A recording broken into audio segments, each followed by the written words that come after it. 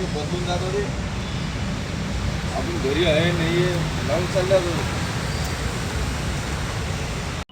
एबीसीबीला आपण निवेदन दिलं, काय विषय होता? आज महावितरण कंपनीचे मुख्य अभियंता यांची वंचित बहुजन आघाडीच्या शिष्टमंडळाने भेट घेतली. गेल्या शनिवारपासून औरंगाबाद शहर आणि जिल्ह्यामध्ये महावितरण मार्फत एक 48 तासामध्ये स्मार्ट मीटर बसवून घ्या असा एक मेसेज व्हायरल होतोय. महावितरणच्या वेबसाईटवरून व्हॉट्सअपवर तो मेसेज येतोय.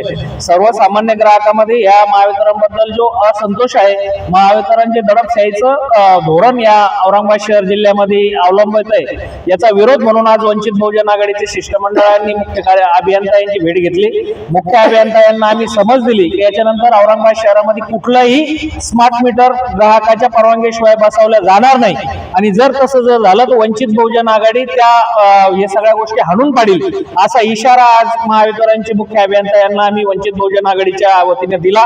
त्याचप्रमाणे मुख्य अभियंता यांच्या चेंबरमध्ये फुलेशाह आंबेडकरांचा फोटो आम्ही जेव्हा तिथं निवेदन द्यायला गेलो, चर्चा करायला गेलो, तर त्याच्या चेंबरमध्ये फुलेशाह आंबेडकरांचा फोटो सुद्धा नव्हता. तो फोटो सुद्धा त्यांनी येत्या 2 दिवसात लावावा, नाही तर त्याच्या खटाखटाक आंदोलन मग वंचित बहुजन आघाडीच्या वतीने त्याला करण्यात येईल असा इशारा देऊन आम्ही आज बाहेर आलो.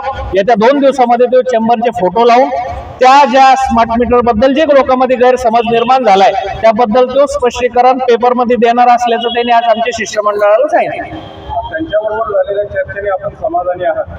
नाही, सध्या त्यांनी जी केलेली चर्चा आहे ते प्रशासकीय लेवलवर त्यांनी लोकांना म्हणजे कुठंतरी वाटी लावायचं, आपण ज्याला म्हणतो तोंडाला पाणी पुसायचं, असं त्यांनी मोगम उत्तर खुर्चीवर बसून दिलेलं आहे. परंतु त्या याच्याशी आम्ही काही समाधानी नाही.